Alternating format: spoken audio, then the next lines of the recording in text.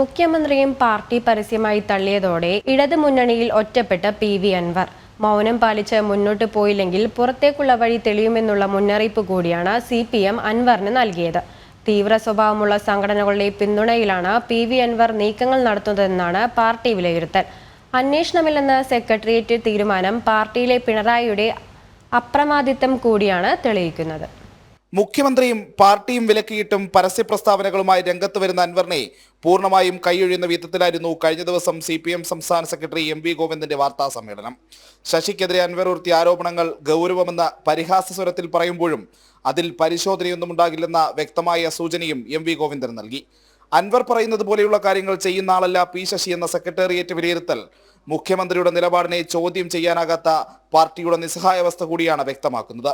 ADGP MR Ajith കുമാറിനെ മാറ്റി നിർത്തേണ്ടെന്നതും പിണറായിയുടെ തിട്ടൂരത്തിന് പാർട്ടി നൽകിയ അംഗീകാരമാണ്. മുഖ്യമന്ത്രിയെ ചോദ്യം ചെയ്യുന്നത് അവസാനിപ്പിച്ചില്ലെങ്കിൽ അൻവറിന് പുറത്തു പോകാമെന്നതാണ് CPM നൽകുന്ന മുന്നറിയിപ്പ്. CPM ശൈലിക്ക് ചേരാത്ത അൻവറിന്റെ രീതികളിൽ പാർട്ടിയിലെ നല്ലൊരു വിഭാഗം നേതാക്കൾക്ക് അതൃപ്തിയുമുണ്ട്. അൻവർ സർക്കാരിനെയും പാർട്ടിയെയും ആക്രമിക്കാൻ ശത്രുക്കൾക്ക് ആയുധം നൽകിയെന്നാണ് നേതാക്കളും പാർട്ടിയും കരുതുന്നത്. ഒറ്റപ്പെട്ടു നിൽക്കുന്ന അൻവറിന് പിന്തുണ നൽകാൻ കഴിയാത്ത സാഹചര്യമാണെന്ന് പിണറായി വിരുദ്ധ ചേരിയും വിലയിരുത്തുന്നു. വടക്കൻ കേരളത്തിലെ തീവ്ര സ്വഭാവമുള്ള സംഘടനകളുടെ പിന്തുണ അൻവറിന് ലഭിക്കുന്നുവെന്നതും പാർട്ടിക്ക് ബോധ്യപ്പെട്ട കാര്യമാണ്.